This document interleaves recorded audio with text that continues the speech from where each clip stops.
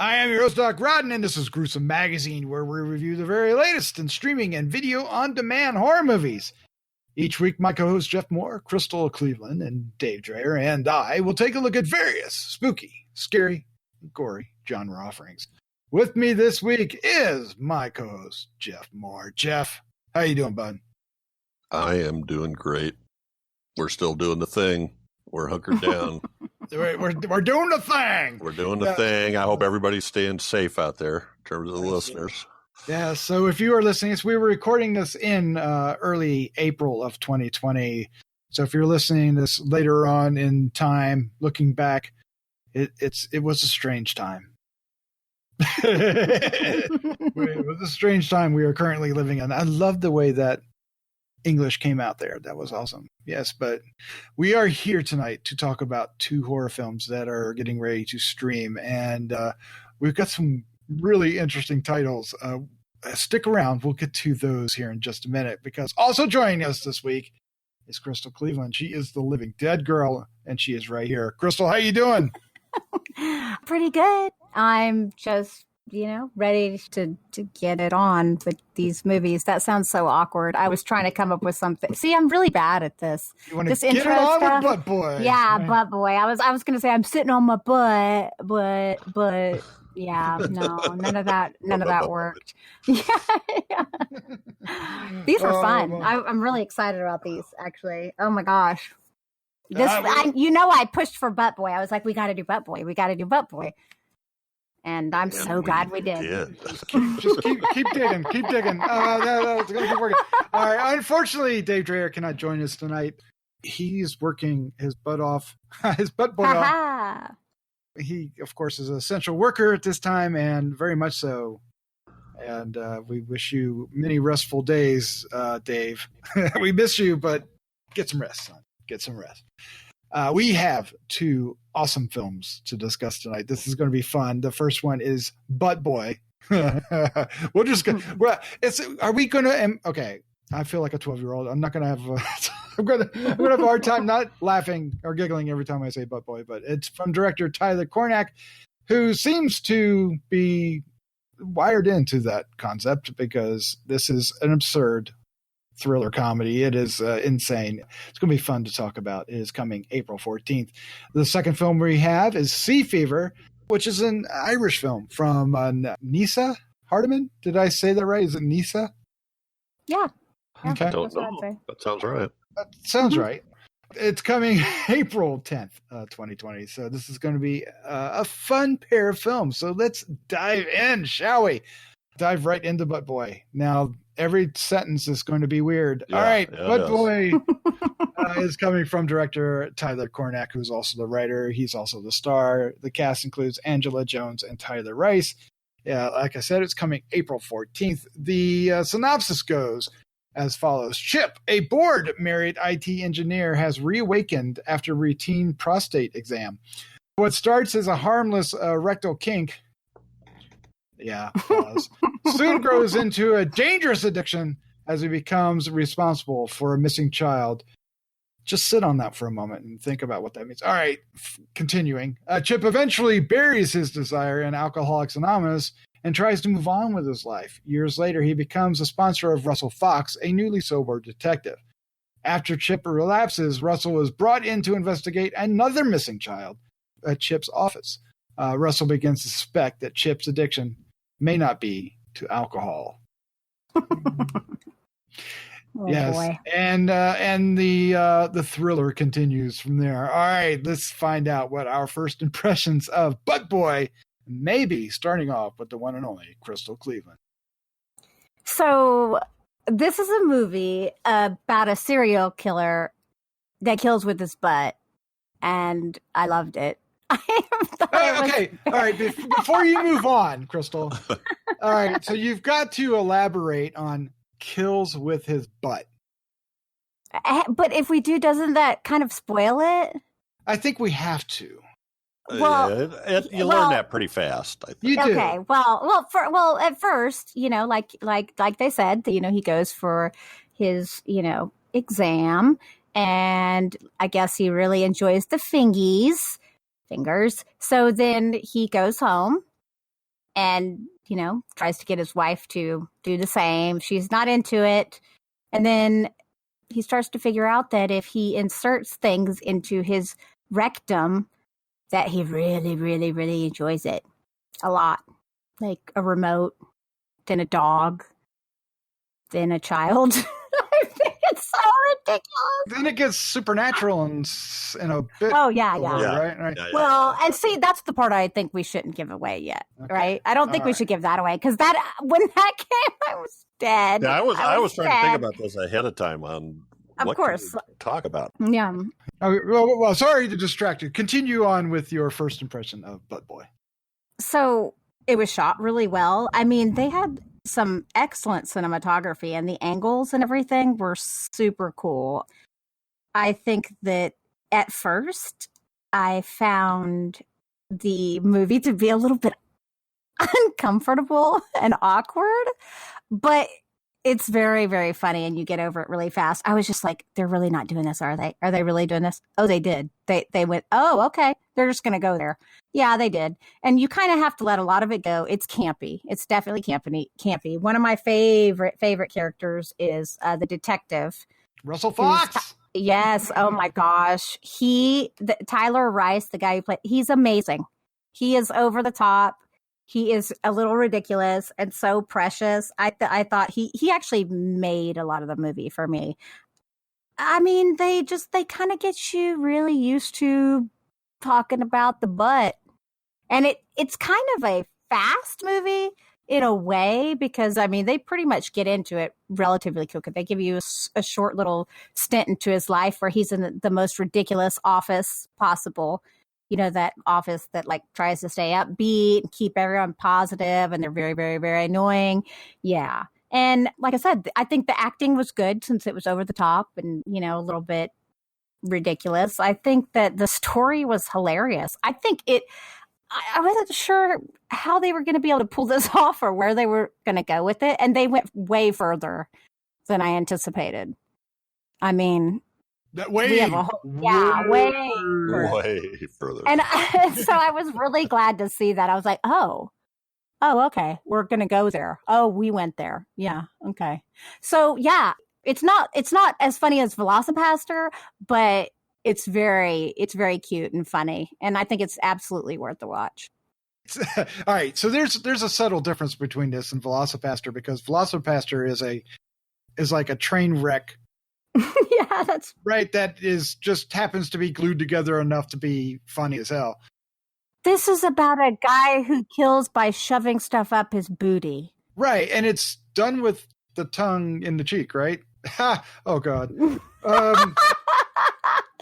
Yes. Well, the detective is so great. Come on. None of them. They're all caricatures. And the lieutenant, I think the lieutenant. So you're telling me there's a guy who's killing people by shoving. He was hilarious. He was brilliant. Who's killing people by shoving things up his butt. And you think he's getting stronger as he's like, yeah, it's over the top. It's pretty campy. It's pretty campy, Doc. Yeah, because I'm not really sure about the digestion part. You know what it reminded me of? Have you seen the South Park where they put food up their butt and then poop out of their mouths? That's what it reminded me of. I guess maybe that's where the idea for this came from. I don't know. He doesn't poop out of his mouth, thank God. Okay, don't worry about that. That doesn't happen, folks. Yeah, so. Yeah. Thank God. But yes, there is poop. Yes, there's poop. Well, no, there's a dog covered in. Oh, that's cute little dog. Oh my God, he was so cute. There's poop. All right, there's a lot to discuss about this film, and it's going to be a blast. I can't wait to hear what you guys thought of all the details and the final thoughts here. This is going to be amazing. But Jeff, you're up next. What is your first impression of Butt Boy? How do you describe this film? I got no idea. The lead Chip, he seems to have what I would only describe as a black hole for an anus. Yeah.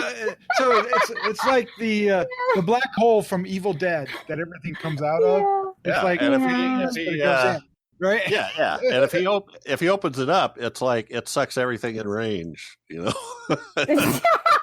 or he can shut it. But anyway, and that's probably a little more. I mean, it's weird. I liked what Crystal said in that. Well, first off, there's you guys are saying that it's really over the top, it's tongue in cheek and everything. These guys, the actors, are playing every single second serious as hell. I thought.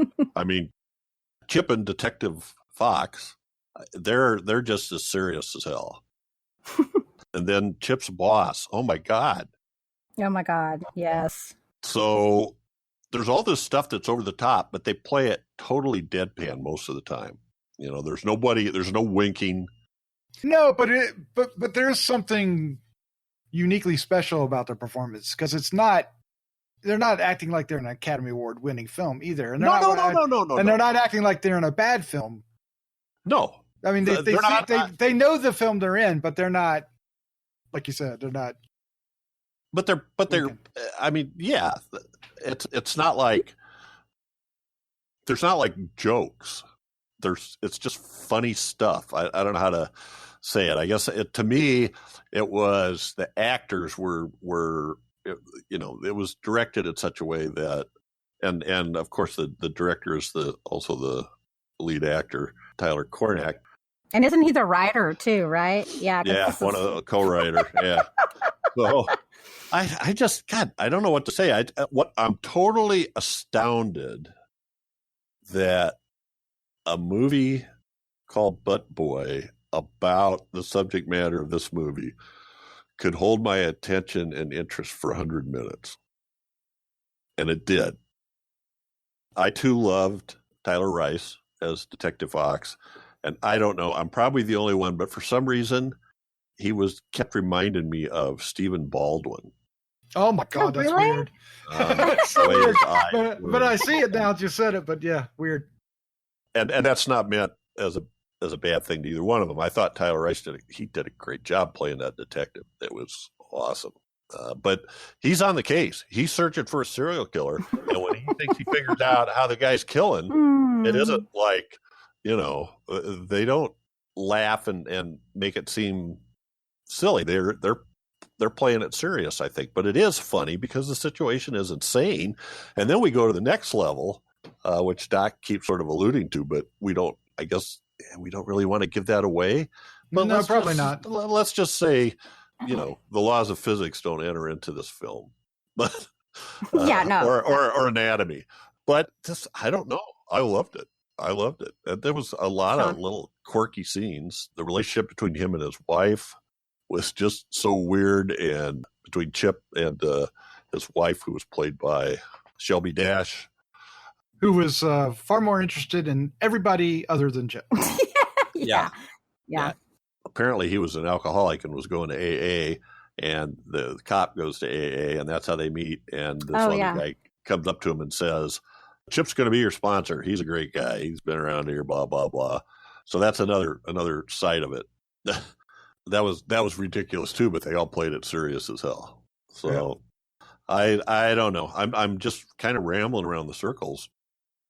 Well, let's put it this way. Much like the TARDIS.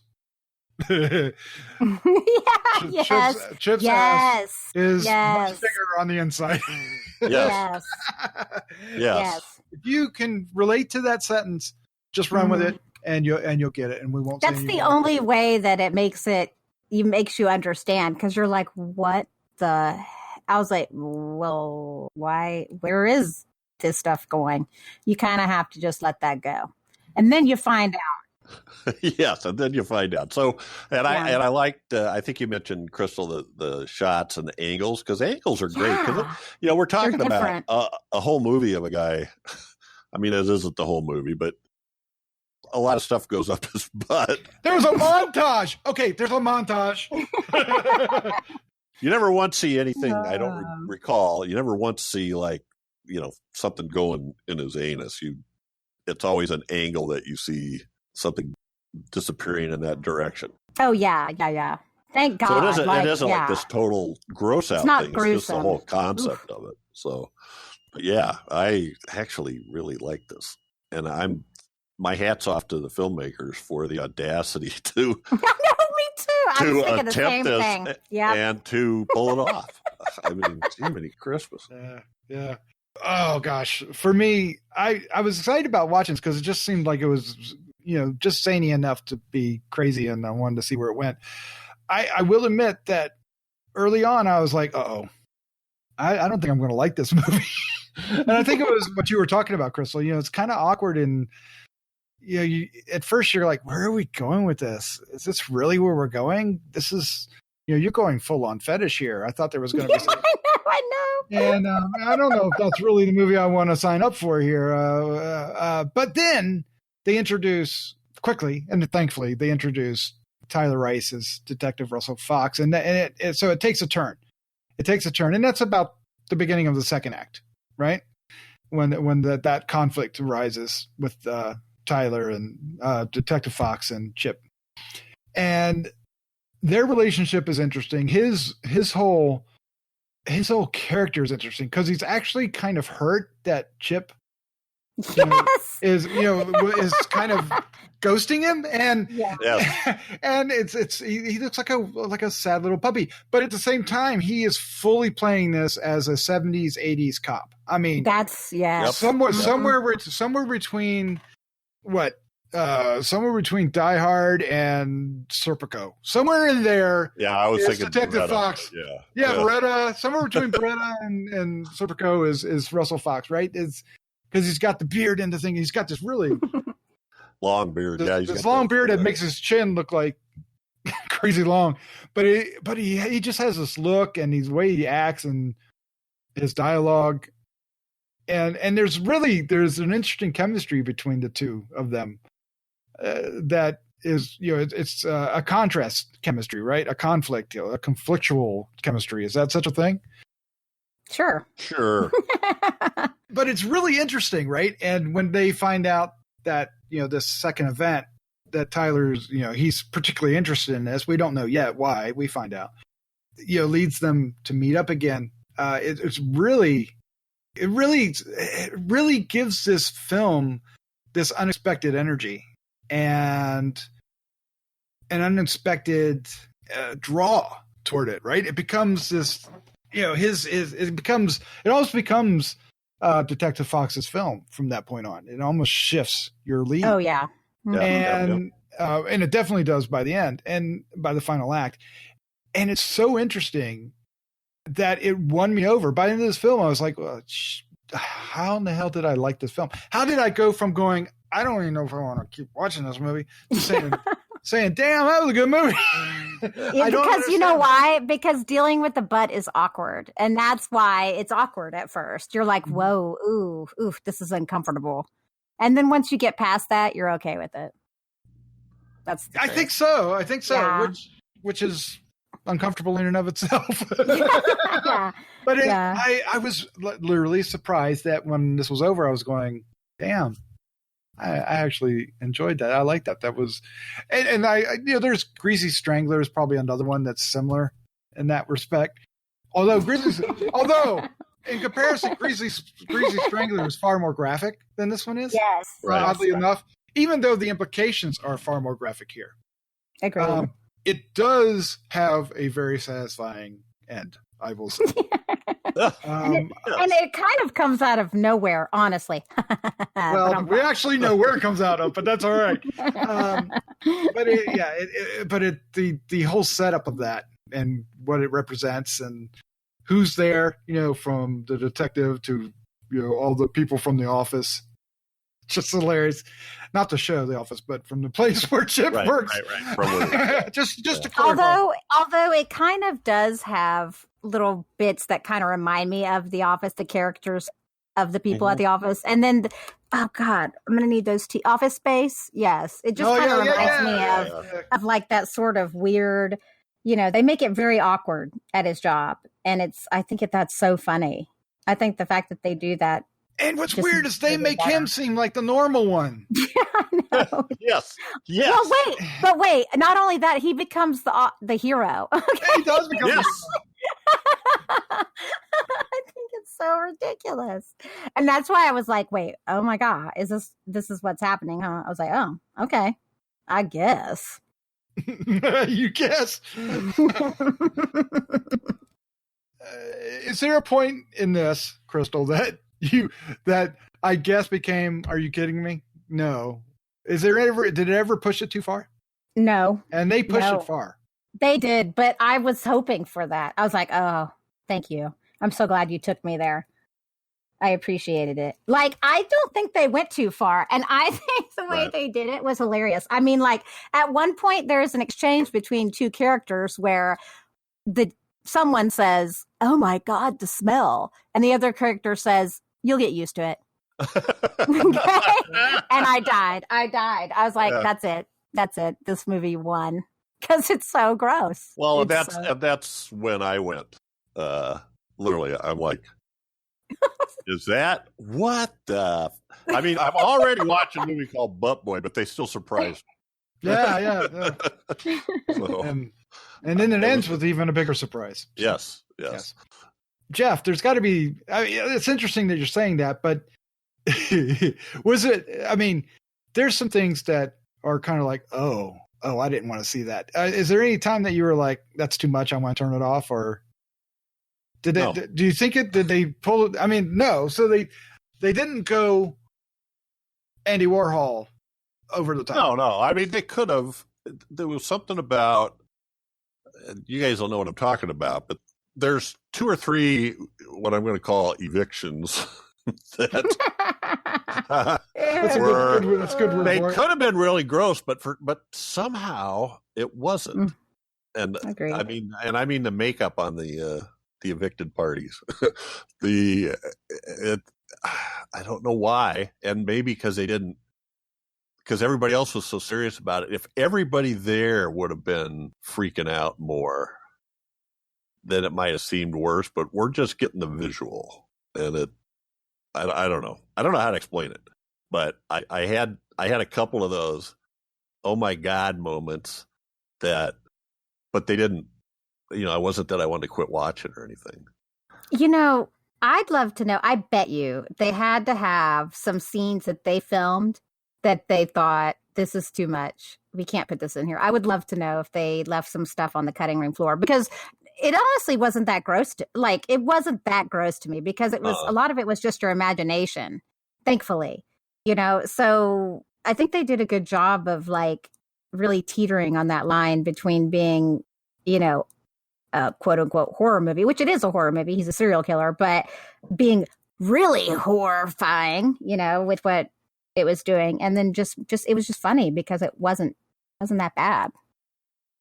It wasn't as bad as you think it was going to be. Thank God. Ugh. Yeah. I think I was a little more grossed out at what they were implying at first than I was, by the third down into it. Yeah. When you got deep into the mire.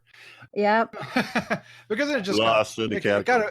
The more absurd it got, deep in the catacomb, the more absurd it got, the more entertaining it got. Yeah, absolutely. And it ramps up. It starts off slow, and then because you're at first you're just talking about a remote, and then you're talking about a full grown-ish child. But yeah, it was like a 2-year-old. Yeah. And then you're talking maybe even almost a car. Almost. Stupid. Oh God, so dumb. Yeah, it's good. All right, so let's talk a moment about our 2 characters, and I want to talk about Detective Fox first, because there's a moment in here that surprised me, and that's when the cop, let's just say Chief Lazara does not react well to his actions. And he loses his job. He tells him to turn in his badge and gun. And he goes to his ex-wife's house. And his ex-wife has, got a new lover or a new husband. We don't know. And even a new child. And we see what I thought was a very surprising different side to this character. I guess where I'm going, and you guys back me up or tell me I'm full of shit. Oh my God. It's every little thing. Tell me if I'm taking too far or not. Did they give these characters, Chip and Russell for that matter, both of them, far more depth of character than you would have thought for a film called Butt Boy? Well, here's the thing. Just by you saying that, like you said, basically this reminds me of Mel Gibson in Lethal Weapon. Right. Yeah. And then by them giving him, making him alcoholic, just like his character is as well in Lethal Weapon, and almost the hair even. And the fact that he has this like tumultuous like family, I think it just fit with the story and the character. I mean, basically with Butt Boy, his life is just we got to see a lot of it, but his life is just sad. Well, I know there's a lot to his character that makes him sympathetic, even though he's this crazed serial killer that uses his butt as a weapon. I mean, because he's just from his job, his nowhere job, right? And because everybody else is getting to promotions instead of him, right? And he's just over it. His wife is clearly having an affair, obviously. Clearly, and has codependency. And wouldn't mind having an affair with Detective Fox, I think. Oh, and right in front of them. Agreed. Just to put it, she was ready to say, watch what I can do with this wine and drinking down that bottle of wine in front of the two alcoholics. I know, it's like she's totally in and of herself. But just every little thing about him, right, just makes you. I was surprised. I thought a film like this didn't necessarily have to go there, or may not go there successfully, even if they tried. And they not only did they go there, they really made these characters rich. I thought I was surprised. And I Jeff, agree. You agree, Jeff? You agree? Yeah. I don't know. I guess I just wanted to bring up that this absurd film actually had depth. Yeah, it had depth and genuine character moments, and I think that as well as Tyler's Rice's performance in and of itself really went a long way to making me enjoy this film. Agreed. Yeah, I mean, there was a lot to it. Like the characters, even the little boy. I mean, I was like, oh my God, he's hilarious. He's so cute. When he's getting up underneath the desk, I'm like, isn't he so cute? And you're going, you're in the wrong place. Yeah, I know. And just the way, how brilliant was it just to show the kid like backing up underneath the desk and then goes into the darkness, just the way it was done. It's just, they were very clever with a lot of it, just to give you the idea of things, but not actually, put it right in front of you. Thankfully. I agreed. Now it literally does go graphic in a place that we are trying not to spoil because it is a surprise. But so this is a delicate question. So first it took a while maybe to understand exactly. Oh, that's what they're doing.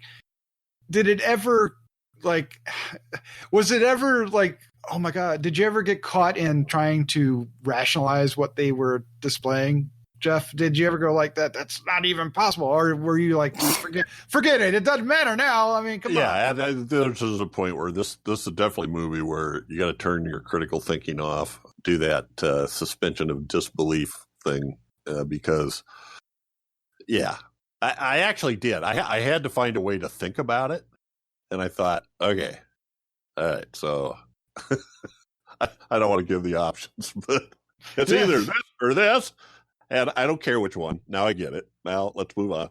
And I was sitting here thinking, Doc, I'm a little bit like you. At the beginning, maybe the first act, there was a point where I was going, I hope something else happens, because he had such a flat, emotionless face.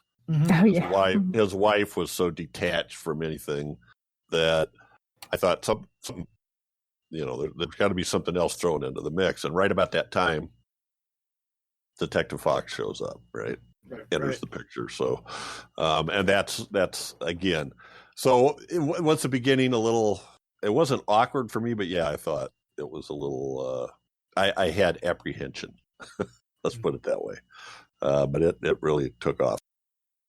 Crystal, in the third act, there's a certain diet that gets displayed. Did that gross you out? No, I was okay. I was actually okay. By that point, I didn't know. There was nothing that grossed me out at that point. I was look, they go, it's a fart. Like I just, that was awesome. I just can't. I had so far detached from the movie itself as far as like it being anything near reality. I think that's why it's. I think that's why it's bearable, because it's at that point it's so ridiculous and out of the realm of possibility that it is just funny, because there's nothing else you can think. It's like, okay. But it makes perfect sense, right? It's like, it's basically the run from the explosion scene. So what was funny was, I bring up the diet scene. I want to just air quote the diet scene. Is when they were doing that, almost immediately before they were doing it, I was like, how are they surviving? Mm-hmm. Yeah. And then they tell me. Mm-hmm. And I'm like, okay. Well, I guess it's slightly different in that reason. It just was weird, and but it was so bizarre and absurd. I think this is an absurdist film, and I think that's but in a really interesting way. Agreed. It's weird. I can't believe it worked. Honestly, when I said that I wanted to do this movie, I was like, we have to do it. We have to do it. And I thought it was going to be a big disaster, mess. right? I'm not going to lie. Yeah, I really did. I did not expect to like it. I just thought it was ridiculous, and I thought it would be a little bit funny. Not actually that the movie was trying to be funny, but that it was just funny because it's ridiculous. But I liked it. I actually really liked it. Yeah, you were expecting a train wreck, right? So was I. Yes. Yeah. All right. Well, let's take that cue. Wrap things up. Give our final thoughts, our score, and oh my gosh, our favorite scene for Butt Boy. Crystal, keep it up. Tell us the rest of the story. Okay, so I think if you like comedy horrors, you should definitely watch this. It's funny. The characters are cool. It's got decent nice cinematography. The story is just brilliant, but really it's the actors that pull it off that make it so great. And I'm going to give it, I have a debate between 3.5 or 3.75. Wow. Okay. Yeah. So I'm just going to go ahead and give it a 3.75. Do it. And do it. And there's a lot of favorite scenes, but honestly, the first one that gets me is, I know I keep coming back to this detective, but right after the raid, when he walks into the house with a cigarette in his mouth and it kind of goes in slow motion, I'm like, it's so ridiculous. It's so over the top, like a action detective. I just couldn't handle it. And the look on his face and everything. At that point, I was like, okay, they got me. But he sold it. He sold it, didn't he? Oh my God. Yeah, I did. That's great. Mm-hmm. I want to see more films with him in it. I hope he gets more roles. Me too. I don't know. He's got to look like this though. Just got to keep the beard and greasy hair. All right, Jeff, sir, what is your final thoughts? Your score, favorite scene for Butt Boy? Yeah, I'm not sure who to say this is for, because I can't say. I was going to say if just the title of it, like I posted the poster on my social media just to see who reacted, and none of my normal friends reacted in any way whatsoever. I thought somebody would go, "What the?" But at any rate, yeah, if the whole thought of this makes you go, ew, well, then don't watch it. But it's not as bad as all that. And if you get, just suspend your critical thinking and go with it. And it just, it's one of those movies that just keeps going a step farther, a step farther, a step farther. And it has a very satisfying ending. I'm also all over with Tyler Rice is great all over him. He's excellent. And I think that the addition of that character and his personality and that of the character is what kind of makes us move along and mixes it up a little from the Chips character. I am giving this a 4. Oh, wow. Nice. Purely for what I said was I am so impressed that anybody could make a movie of this and succeed at it. Yeah. I mean, I could go 3.5, but I'm just kind of like, I'm in awe of these people. You're in awe. Oh, man. My favorite scene is, I I guess we've talked enough about this that it won't sound weird. Detective Fox is looking for some evidence. And yes. this happens a couple times, but he sees something on the floor and he bends down with his tweezers. Oh, yeah. And it's like, I assume it's like an anal hair with a dingleberry on. Yeah. And looks at it and doesn't crack a smile, doesn't do anything, no reaction whatsoever, puts it in an evidence bag. And that happens a couple times. And I'm like, whoa, he's going to figure this out. I just thought at first I was like, oh, he's got some microscopic evidence. And then I went, wait a minute. Is that what I think it is? Anyway. All right. Yeah, that was like, oh God. I like I said, I was surprised. I liked it. Like you, going into it, I was thinking it was going to be a train wreck, but then it was kind of like, I don't even think this is going to be a good train wreck. This is uncomfortable. And then by the second act, I'm like, okay, I like where this is going. And then I was into it, and it ends on a note that is wholly satisfying and perfect. And I found myself going, damn, shaking my head, doing a face palm. I like this movie. How am I going to tell everybody I like this movie? Did you think you were going to be the only one? You didn't think? Did you? Well, I thought we were all going to like it, but I've got to go tell people on social media now that I like. But boy, oh my God! A lot of it has to do with Tyler Cornack and Tyler Rice. They are a good pair. I will say that Chip bothered me at first because, like you said, Jeff, his character is very deadpan and dour, but there's a reason why. He eventually shows a range of emotion. He actually gets very pissed off at times, and that becomes very interesting. And the payoff of him not doing that early on makes that even more interesting when it happens. It's still Chip's film. The story eventually shifts gears and becomes more about Detective Fox. But Detective Fox, Tyler Rice, is a supporting character, and he might be my favorite supporting actor thus far this year. I really think he did a great job. He really brought something to this role in this film, and it's kitschy, it's funny, but not, it's not really over the top. But yet it kind of is. It's really nuanced. It's interesting and funny, and as are most of the cast. Even those that like the boss man, both sides that go way over the top, do so in a way that make total sense within the context of this film. I had the same reaction as I had originally to Greasy Strangler. At first I was kind of put off, but then by the end of it, I was like, this might be my favorite movie ever. Favorite movie ever. Yeah, no, I was like, this is quite amazing. I recommend that movie all the time, and there was a reason why I was all about Michael Rappaport there. I was like, oh my God, I love you so much. He's so awesome. Sorry. He was great there at the convention too. Anyway, digress. So I'm giving it.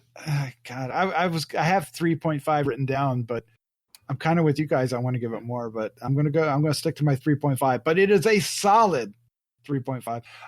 It still may get an honorable mention at the end of the year, just on the sheer audacity. Yeah, I know.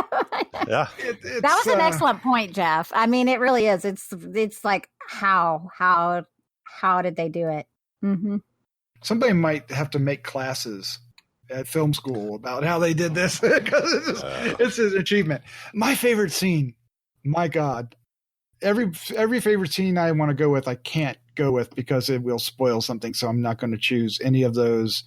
And the two of you are probably going, I know what you want to do. Mm-hmm. I'm just not going to do it. I'm going to go with one that I thought was incredibly funny. And we kind of talked about it, and it's the dinner scene. Right. And Chip's wife, Ann, insists that Detective Fox come over for dinner. And the dinner scene is so funny because at this point, Detective Fox already has his suspicions. He already has he's looking to fish out details, right? He's trying to find a reason. The entire scene, it leads on to another scene that I could also do, which is in a bathroom scene. Oh, that's what I thought you were going to do. No, Oh my God. That was so crazy. That was insane. and then the wife. Yeah. I mean, so this whole thing with the three of them, this extended scene is quite brilliant on a whole lot of different levels. But the way the wife is acting, just smitten with Detective Fox. Although I imagine she's smitten with just about everybody but Chip at this point. Pretty much. But she is flirting like crazy, and Chip is just like oblivious.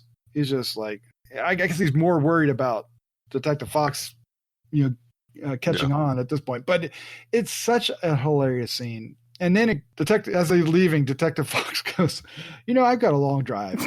It's so weird. Who would do that? And I really need to take a shit.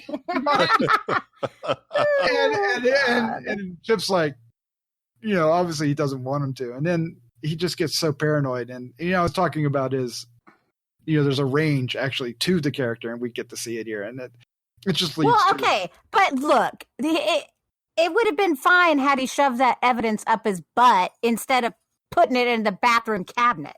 Right. It's like, dude, why isn't it going up your booty? Why are you saving that? I don't even get it. I was confused by that, but it did make a very funny plot point. Okay. It made one of the funniest. I was so uncomfortable. I thought it was hilarious. Oh my God. It was, oh my God. And the way it could have ended entirely different, but then you get, well, anyway, it's funny. Oh, it really is quite brilliant. It really is quite brilliant. I need to give it a 3.75. Oh, you're going. I need to change it. Yeah. But all right, we have another movie to talk about. We've run a little bit long on Butt Boy. So let me no, quick dot. So these guys actually they have a company called Tiny Cinema, and go to YouTube, search Tiny Cinema, and you'll get a Tiny Cinema channel. And they've got, I think there's like 80 some 1-minute videos. One of which is probably the origin of Butt Boy, and some other really, and it's all just really weird, odd stuff, and it's all these same actors too. So it's have fun. You might get stuck there for a while. You might get stuck there for a while.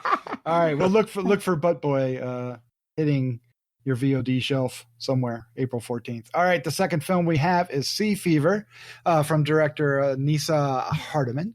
The cast includes Connie Nielsen, Hermione Corfield, and Dougray Scott. Is it Dougray or Dougray? I always said Dougray, and I felt like it should be Dougray. Why am I? I've always said Dougray. Yeah, me too. But now I'm not convinced. But all right. Why? What is he? I have no idea. Well, he's Scottish. So. Yeah, and Dougray. Yeah, exactly. This is coming April 10th from Gunpowder and Sky Films. Boy. Also, their sci-fi label Dust. And it has what interesting. I think they're by the time you're catching this, they had a night where you could stream it and get you could Q&A. There's a couple of films. Oh, I saw that. I wanted to. Dang it! I forgot about it. I think that's happening Friday. Oh, the 10th when it comes out. And last week we summoned the Darkness, right? And that is also that's doing one very similar to that. So it's interesting things that are happening as a side note to our current. It's kind of nice. Isn't that cool? Like that's cool stuff. I think. Yeah, I like that. All right, so the synopsis for this film is a crew of a west of Ireland trawler marooned at sea struggle for their lives against a growing parasite in their water supply. There's a little bit more to that, but that's pretty spot on. This is Sea Fever. Let's find out what our first impressions were. So, Jeff, you're up first. What's your first impression of Sea Fever? I love this. I absolutely love this. First off, the cast is great.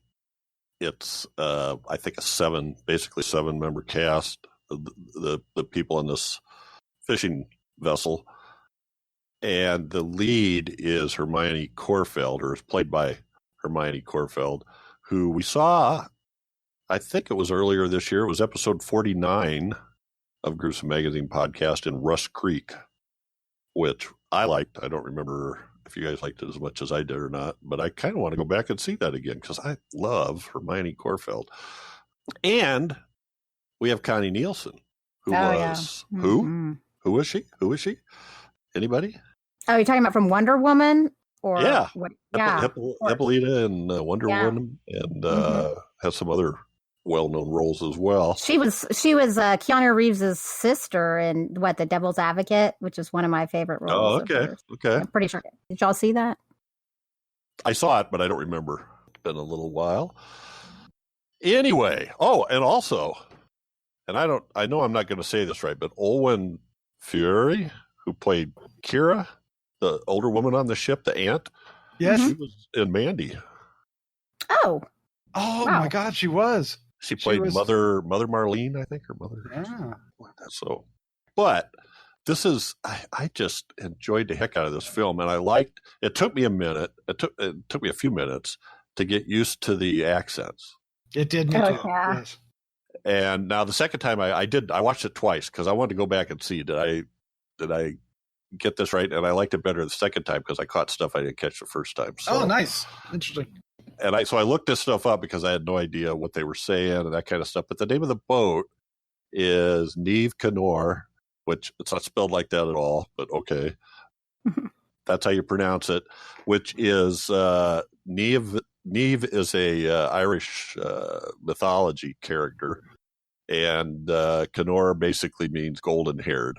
So, and that was kind of the story. And Connie Nielsen's character, Freya, who's the Freya, the wife of the guy that owns the ship, Gerard.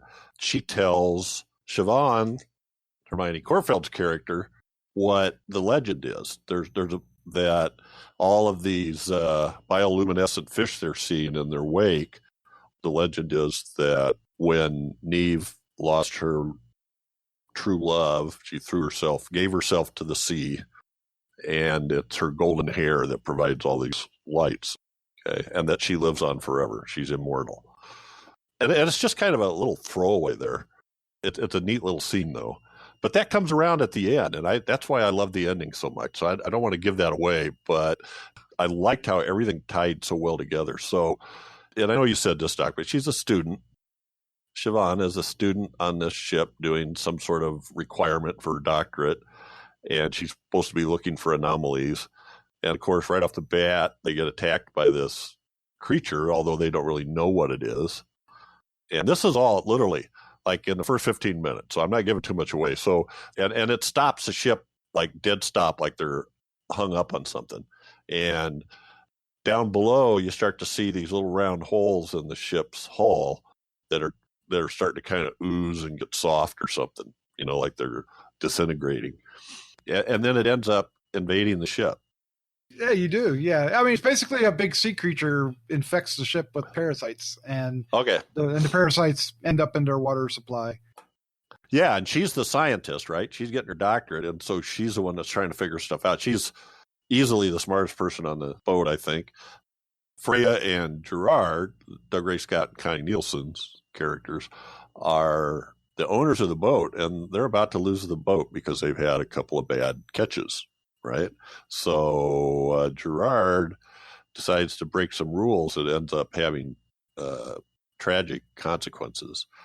And they're keeping secrets, and they're not telling everybody what's happening, and people are getting infected, and there's a logical sequence of things that happen. I liked all that stuff. It was kind of a mixture of science and mythology in the end, as I felt like. A little bit of a monster movie at the same time. Yeah, absolutely. Absolutely. And there's some nasty shit. Those things do some nasty shit.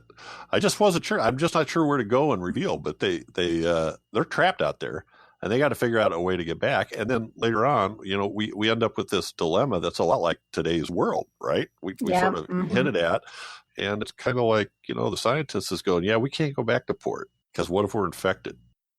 Well, then we got to get to the hospital and they can fix us. Yeah, but what if they can't fix you? So she was being the scientist. So it was like Alien, you got to follow protocol, but nobody wanted to follow protocol. So, and they had one crew member that was really sick that they were worried about. Can we get, we need to get back right away for them. So anyway, I'm rambling around, but so I'll stop. I want to hear what you guys have to say. Maybe you'll help me find the words. Find the words. All right. Well, I think that's a good time to stop. Let's find out what Crystal thought. Crystal, what was your first impression of Sea Fever? I really liked it as well. I feel like, I mean, Jeff pretty much explained, most of the plot and everything. And I completely agree with everything. I think the acting was phenomenal. I think the story is actually really quite simple. And okay, so I'm going to say something, but then I'm going to kind of go and explain a little bit more. For some reason, it kind of reminded me a little bit of The Thing. I guess, in instead a big of way. Oh yeah. Yeah. And sure. Instead of them being, obviously in a frozen facility, they're just trapped on a ship, but it's not as good as The Thing. Don't get me wrong. And it's not as gory and graphic as The Thing, but it kind of has that same overall presence and kind of fear of, like y'all mentioned it, kind of an alien type creature. I mean, much of, the ocean is alien to us. And I mean, the creature looks really cool. I think they did a great job with what they had. I mean, because like I said, it's very simple. You're practically on the ship the entire time. Actually, you are on the ship the whole time. Literally on the ship the entire time, because when she comes right on board and then they leave.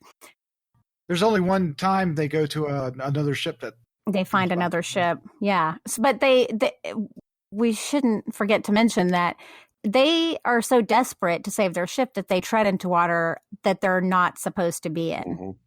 So that's a big part of what happened. I guess the captain, the husband, is the only one that actually even knows that. He didn't even tell his wife, I think, at that point, until like it comes out a little bit later. So I guess now we know why they're not supposed to be in that water.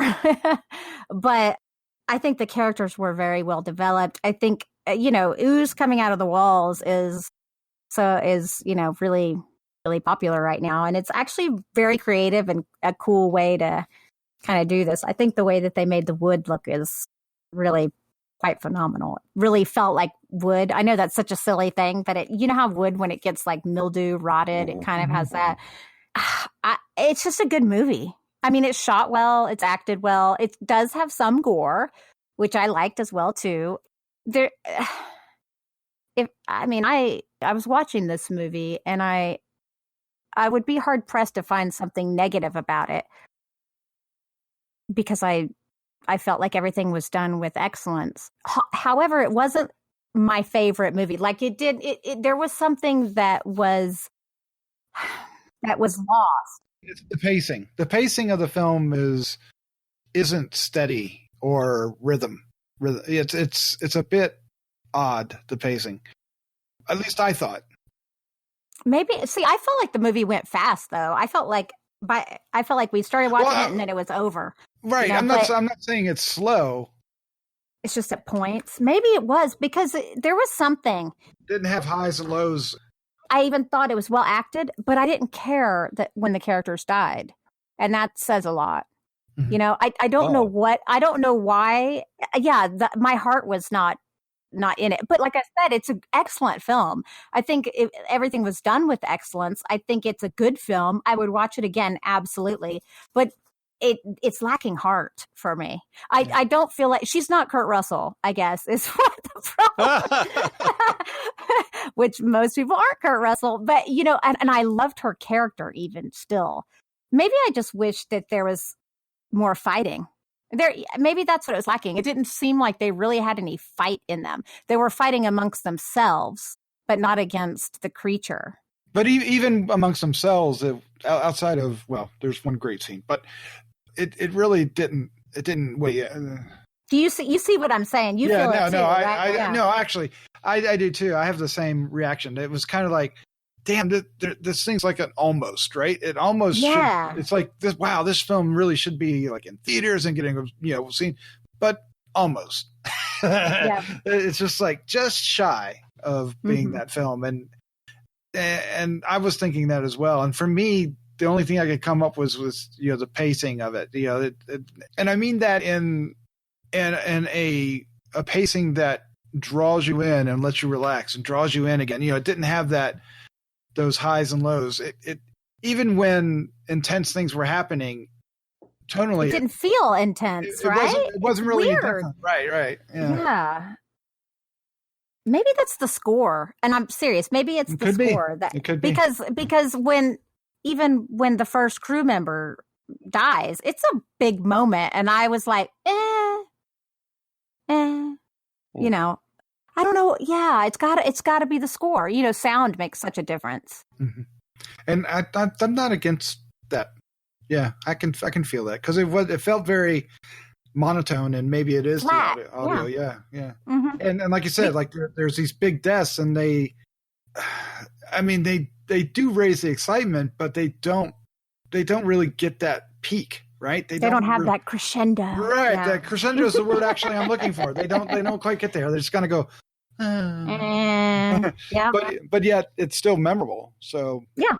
Mm-hmm. Yeah, that's what I'm saying. Everything is done so well. It's got to be the score because I didn't really analyze the score. I was too busy watching the film itself. And like I said, the acting is good. The characters are good. I think they're likable. I think the story makes sense. You know, I think the character choices made sense. And then yeah. So it's I liked it. Well, I didn't know there was quite the relationship between two characters until after the fact, right? Sierra and Johnny, right? I didn't realize how tight-knit they were until... Well, he introduced her as his aunt. Right, but you didn't feel it, right? Okay. You didn't feel that it even was a thing until it needed to be a thing. I have to agree with that as well. They didn't establish the relationship. Right. And I would say like the only relationship, and they tried to do it with Johnny and Sibon? How do you pronounce her name? Siobhan. But it felt like more an effect of the parasite than it was something naturally happening, right?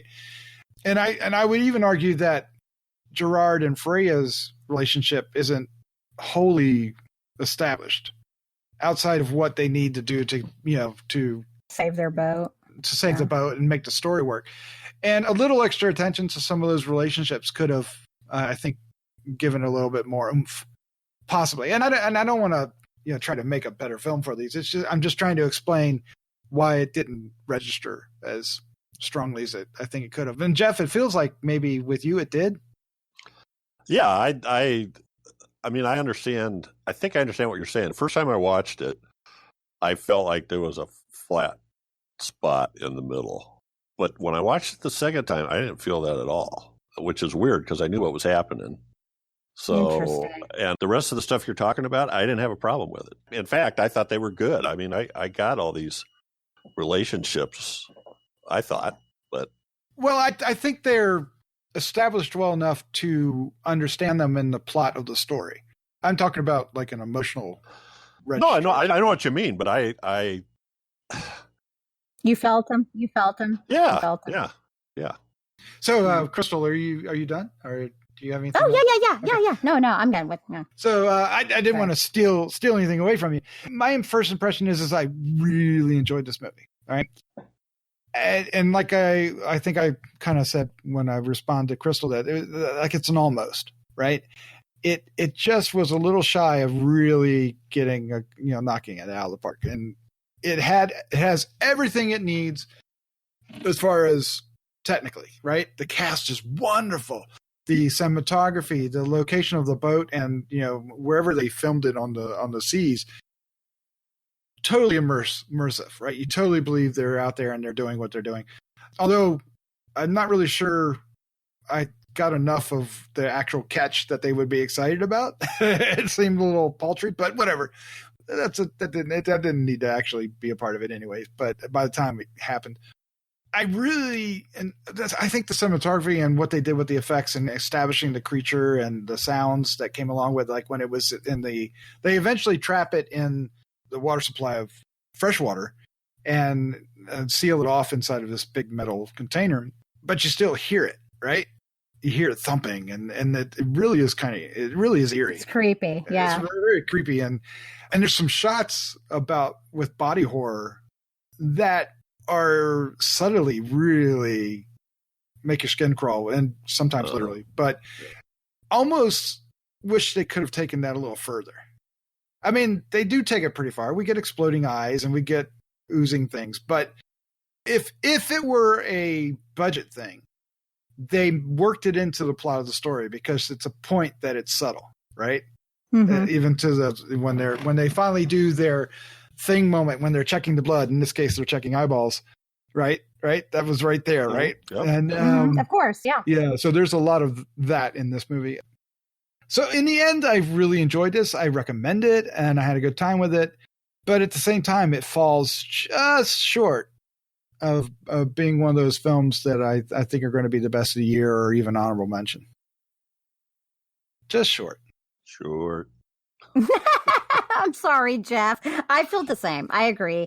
That's fine. That's fine. But I really liked it. I did. But I agree with those points. It's like there's just a little. It's flat. It's a little flat. That's all it is. But what a cool concept! I would love to see more sea creatures. I don't think we have enough sea creature movies. Like Dagon is one of my favorites, of course. Okay. Yeah, but I would love to see. I would love to see this expanded upon. I think it would be a cool concept.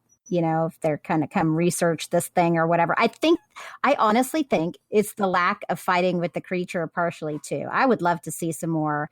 She went into the water once and had her interaction, and then basically after that we had one other little kind of semi sort of fight, and then nothing. We didn't even really hear from it. Yeah, so, and they don't really spin up the paranoia. Yeah, great. Really strong. I mean, it's there, but it's not to the level of like, we're comparing it to the Thing where the paranoia almost drives the film. Right.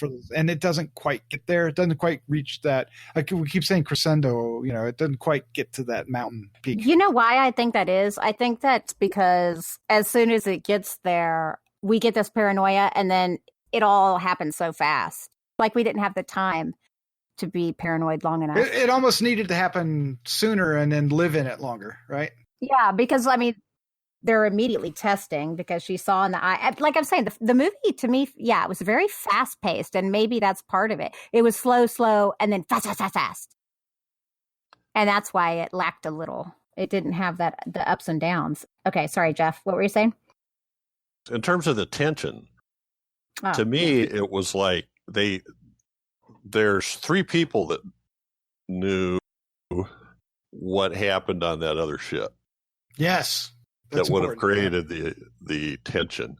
It wasn't until the incident with Johnny that they actually realized what the hell's going on. Mm-hmm. Who was one of the three? Right. And so it's not until then that they get what's going on a bigger picture. To me, it was sort of like, here's this giant sea creature that all it was trying to do is grab something and, digest it and bring it in. And when it found out it wasn't something it could eat, it let go of it. So there wouldn't really be a fight other than when later on, and when they do another big splash and it's excited by that. It's not the Thing. And it has some similarities, but I don't know. It's something about it resonated with me, and all of these things that you guys are talking about, I was kind of like, Well, not for me, and that's okay because we have different feelings about different things. So, what I find interesting is that the choice Gerard makes from that other boat, right, is perfectly accurate and correct for the character they established. That character, the character would not have made any other choice. However, that choice is not the right choice for the movie. Really? It robs to me, my opinion, it robs the film of immediacy, right? Because so it'd be better if he did something that didn't make sense. It would be better if maybe even at least telling and having the struggle over what to do. Right. Something. The fact that it was just like, don't tell everybody, and that was it. Yeah. And we see her struggle with it, but it's not at that point. There's bigger issues, and that's not the point. Well, but he's already doing something that nobody else knows, so he's not gonna. But if that information slipped out earlier, either him not going to that decision or her being a little bit more true to her character and actually divulging it much sooner, by the time what happens to Johnny, the third person that we're talking about, happened, the impact would have been like, who's going to pop first, right? And yeah, I disagree. Yeah. Okay, no, I mean, we know what's going to happen because we saw the guys on the other ship. Well, that's true. Well, didn't they kill themselves? I thought they killed them. See, that's the thing. That's what they said, but there was a guy with his eyes out. Ah, okay. Yes. I wasn't sure. But that didn't really make sense until Johnny, right? Right. So I mean, and maybe I'm putting too much emphasis on this because there's so much really to like, and at the same time, I'm kind of reaching for, okay, what didn't work for me? What kept this from being great? The film that it really should be. I mean, because it has all the elements. Sometimes it's just a feeling. I mean, when I say it resonated with me, that's what I mean. Mm-hmm. And if I could dissect it piece by piece and say why, I can't do that. Crystal mentioned the possibility of the score. I didn't notice the score, which, sometimes I think is a good thing. Yeah, sometimes that's the reason for a score, right? The score to be so intrusive that's true too. I can understand what she's saying, and I'll when I watch it again, I'll pay attention to the score and see what the deal is. I kind of am with you. The first time I watched it, and I would have a different score if I just scored it. And I'm not saying you will. For me, I did some. I don't know. The second time I watched it, all that stuff went away, and I realized what was going on tied into this mythology that they had, on top of the part that we didn't really mention, because all this stuff I thought made these people real and somebody I cared about.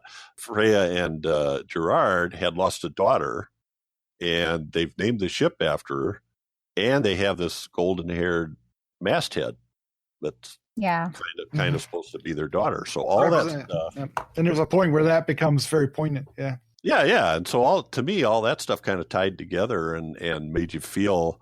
And now not only have they lost a daughter, now they're desperate to keep their boat. And then you see those characters move. Because at the beginning, Freya's like that too. We got to keep the boat. But at the end, she says something. She's realized how dire their situation was and didn't at the time. Mm-hmm.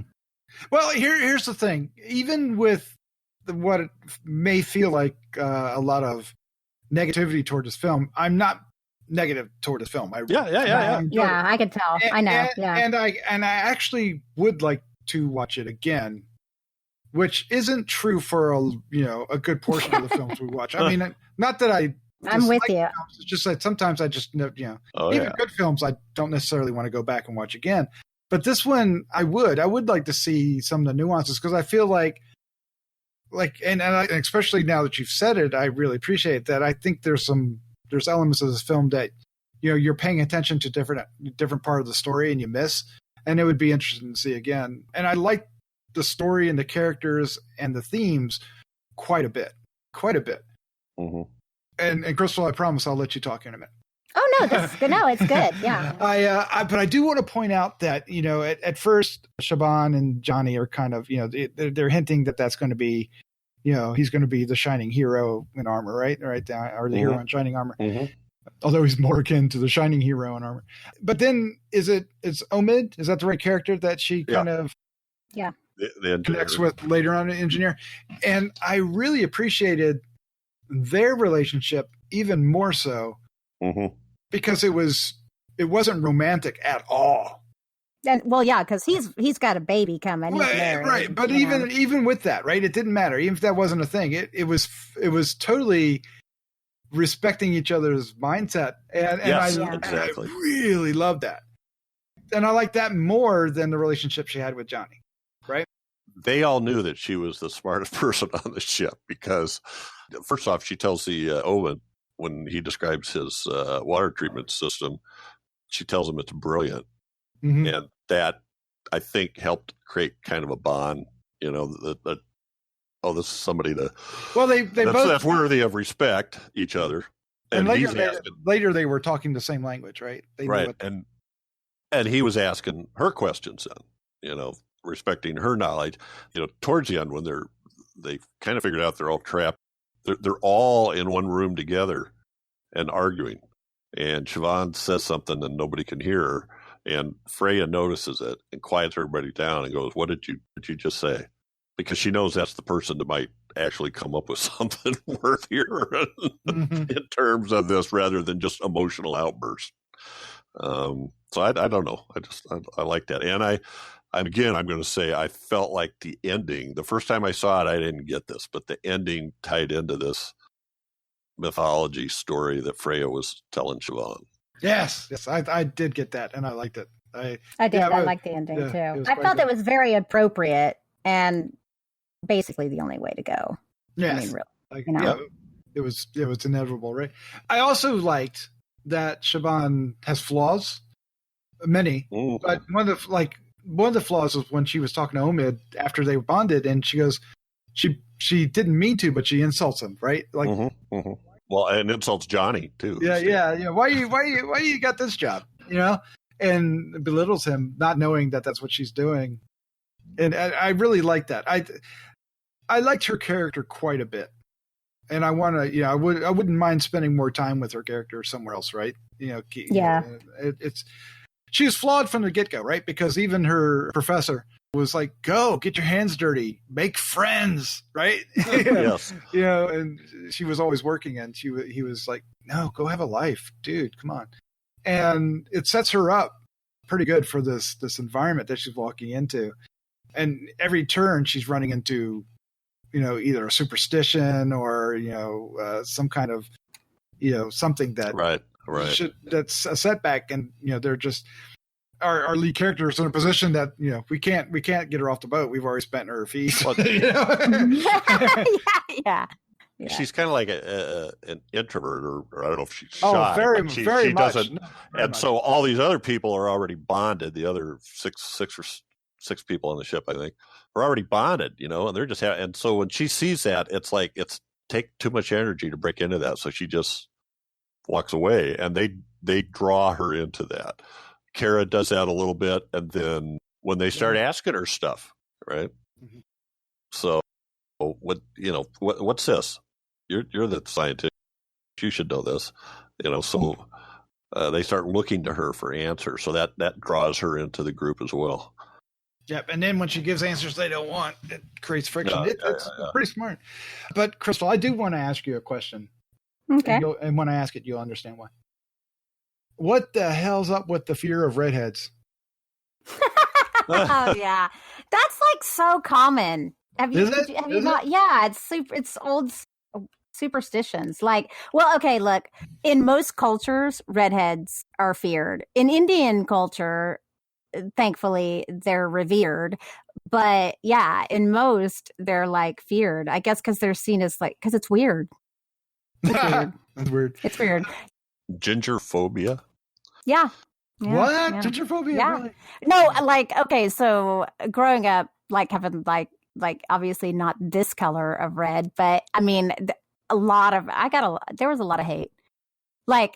It's not so bad for girls as much as it is for boys, unfortunately, or fortunately for me, I guess as the case may be. But a lot of people are like, I don't like red. No, I don't like redheads.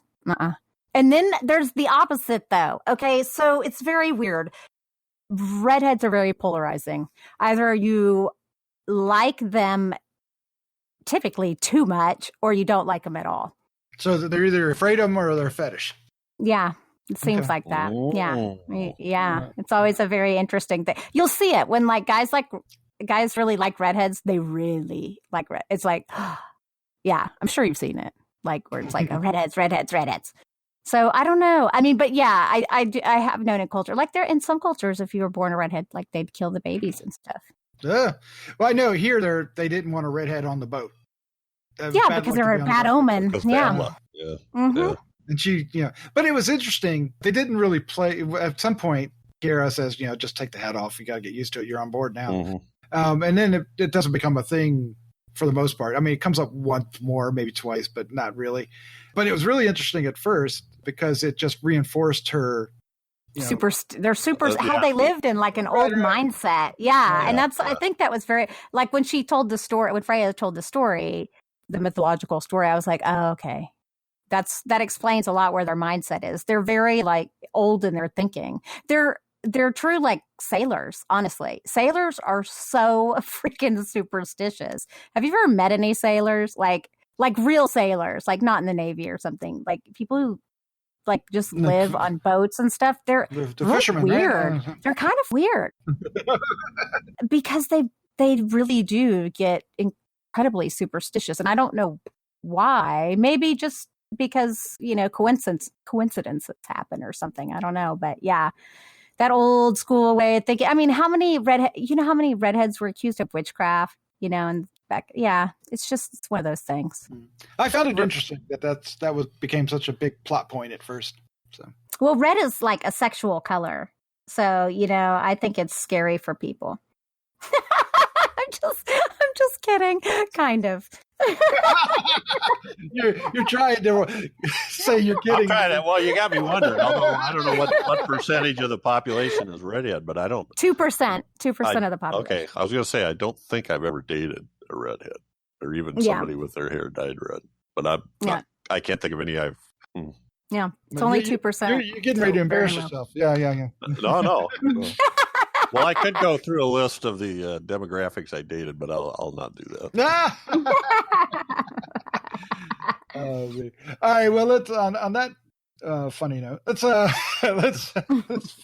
give our final thoughts of score. Favorite scene for Sea Fever. This should be very, very, very interesting. Jeff, you start us off. I think it's obvious. I like this a lot more than you guys. Whether or not this ends up on my, on the top 10 at the end of the year is going to depend on the staying power and what else we run across. I'm with you in that, maybe it could have been more tension, but it's not. Horrifying things happen, but we've seen more horrifying movies, more horrific movies this year already. But I just really liked it. I was really engaged by the cast and the story and the tie-in to the mythology and all that stuff. So I'm giving this a 4.25. Woohoo! I like that. Nice. And since I get to go first, I'm taking this film's version of the chest burster, only this is the eye bursting scene. Yes. Oh my gosh. Because especially when they show the shot from the point of view of the mirror.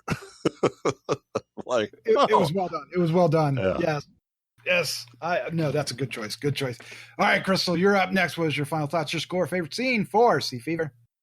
Yeah, I like this movie. I think that a lot of people are going to like this movie. There's really not anything concrete that I can find that is negative about it. It's just a good, solid flick. It's cool. I'm going to give it a 3.5. Nice. And Nice. Yeah, and there's a few scenes that I like, but I'm debating. But I think I'm just going to go with the first time we see the creature. Like it's got that void thing. And see, there we go. The hole, the void. Yes. Yeah.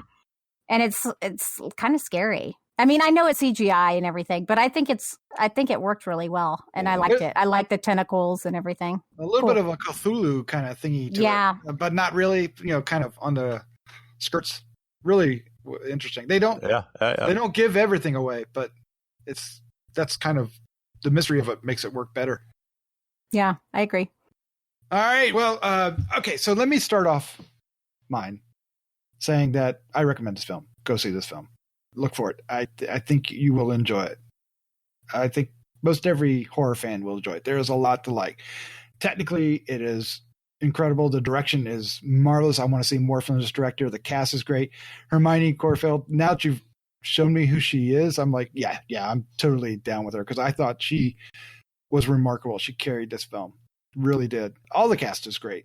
Every one of them. They all have their own story. You're going to find flavors of other films. It's inevitable, but it really is unique to its own. And even though it has some of those influences, it's relevant, especially given to the day and age that we're at the time we're recording this. It actually has a significant something to say in that respect. The characters feel real. They don't feel manufactured for a film. They feel like real characters that could live out there in the world and encountering this horrific event. So there's a lot going for it. And this, on that strength alone, the score I'm going to give should be a lot higher.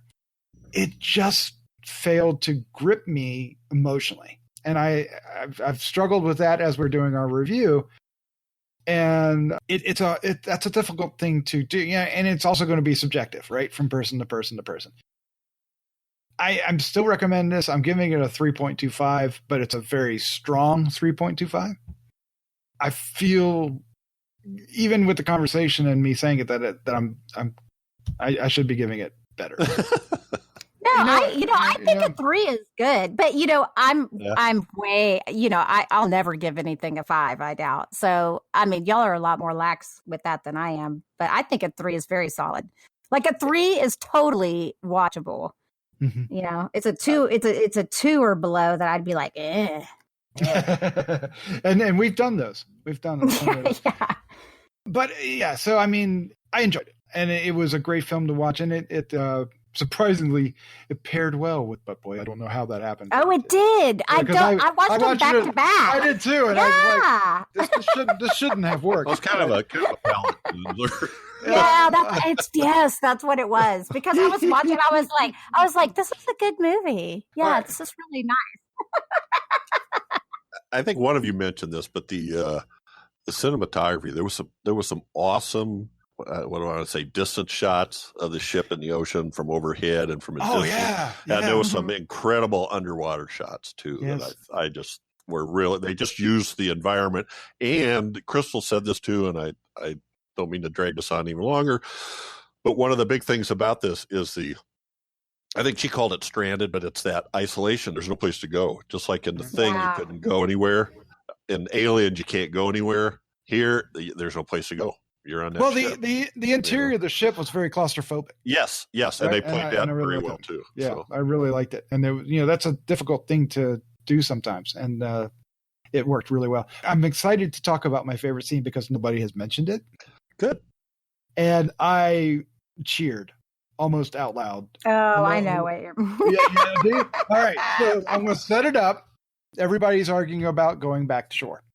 And Siobhan says we have to, and she gets an idea, and she basically sabotages the ship. And when everybody finds out about it, so one character is a little bit more lax and says, "Okay, I understand. Come here, and you've got to tell everybody." And when Sierra finds out the old aunt, her reaction is to punch Siobhan. Straight in the face, and no hesitation, just like what, boom, Rocky style out, and it was. I was just like, yeah, the old lady just clocked her a good one. It was probably the strongest emotion almost in the entire film. It was her reaction at that point, and it just felt so right in that moment for that character and for that situation, and I loved it. Yeah, that was good. I agree. I feel like she, while what she did is probably more right than wrong, the way she did it was definitely punchable. It's like, you could have really, yeah. Yeah, they should have thrown her overboard. Literally. Well, back in the day, that redhead would have gone over the ship went out. Yeah, but she was the motivation was right. The execution was totally like, you just screwed everybody. You might as well just blown up the ship. Come on, stop. She apologizes later, which was touching, and then got scary. But which was touching. Which was well, I mean, it would be. Yeah, you know what I mean. Yeah. Anyway, was literally emotional. What do you mean? But yeah. What a crazy pair of films. Yes.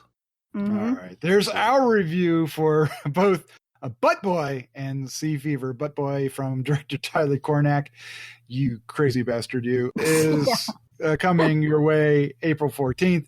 Sea Fever from Neasa Hardiman, I'm still not convinced I'm saying that right, is coming April 10th. Both of them they're entirely different films. One is absurd comedy, other one is straightforward sci-fi horror, but oddly have a lot in common. Don't know how that happened, but there it is. There you go. I know. What else can I say? All right. If you want to give us some feedback, please do. Feedback at gruesomemagazine.com is the way to email us.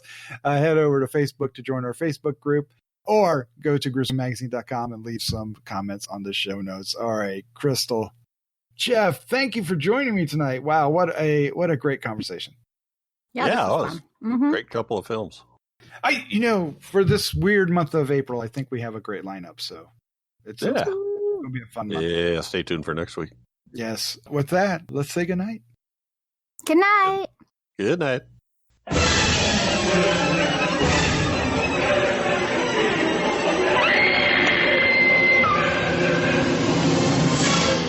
Gruesome Magazine.